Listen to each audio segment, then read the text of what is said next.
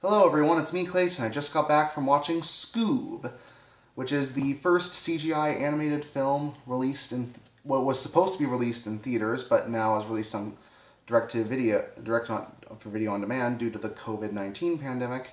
And it stars Jason Isaacs, Mark Wahlberg, Zac Efron, Gina Rodriguez, Amanda Seyfried, Will Forte, and of course Frank Welker as Scooby Doo.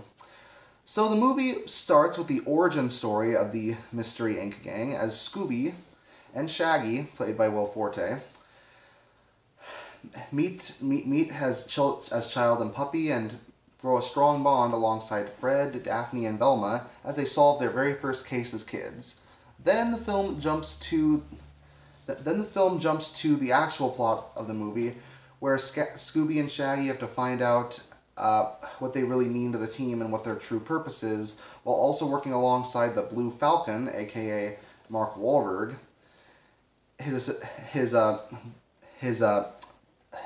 Dynamut partner, Dynamut, the dog, played by Ken Jeong, and they essentially start the Hanna Barbera Cinematic Universe while fending off the evil Dick Dastardly, played by Jason Isaacs, as they're involved in a plot to bring back the Cerberus by getting three skulls of it that are spread throughout the world. So, as you might imagine based on the plot description, it definitely does not feel like a typical Scooby Doo story. There's no real mystery to be solved here outside of the one at the beginning, and it feels a lot more like a Marvel Cinematic Universe movie when it comes to the plot structure of three MacGuffins that unlock the final boss that our heroes have to fight.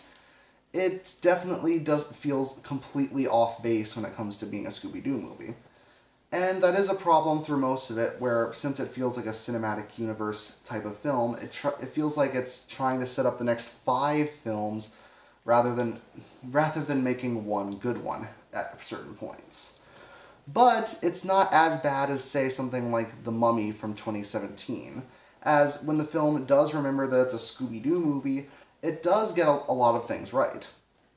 The animation, for example, is really good. It's cartoony, it's well-detailed, and in comparison to the effects of the live-action Scooby-Doo movies from Raja Gosnell, this one handles the effects and the comedy a lot better, even if it does have a lot of annoying pop culture references that might be funny to little kids, but to more older nostalgic fans might come across as cringeworthy. I know they did for me a few times. Not only that, but it does feel like the other Hanna-Barbera characters are really just here to fulfill the cinematic universe idea. Though it is cool to see modern interpretations of, say, Blue Falcon or Dynamut or Dick Dastardly, or even having a cameo by Tracy Morgan as Captain Caveman. To be fair, it was kind of fun to have those, and there are fun references in the background, such as to Jabberjaw or the Hex Girls, which I would love to see those in a movie nowadays too, come to think of them. But it does feel like the movie isn't really focused on having a really good plot in the way of, say, Scooby-Doo and Zombie Island or Scooby-Doo and the Witch's Ghost. That's especially made clear when it comes to those pop culture references, sometimes making them a way into being actual plot points in the story. However, like I said, the comedy, when it does work, it works really well, especially when it references classic Scooby-Doo, like early on in the movie when they recreate the opening of Scooby-Doo, and when they do some of the classic jokes, such as the much-beloved chase scenes. But since Scooby and Shaggy are often separated from Fred and Velma and Daphne through most of it, it does feel like a big charm of the Scooby-Doo series and a big part of their identity is lost in this film. But not in the same way as the live-action stuff, because when the gang gets back together in the climax, they do start to actually have something that resembles a Scooby-Doo climax, filled with comedy, action, and tons of hijinks.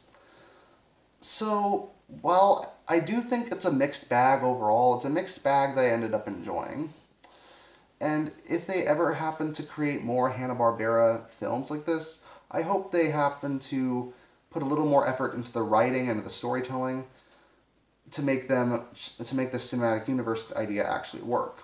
So that's why I'm going to give Scoob a 7 out of 10. See you next time.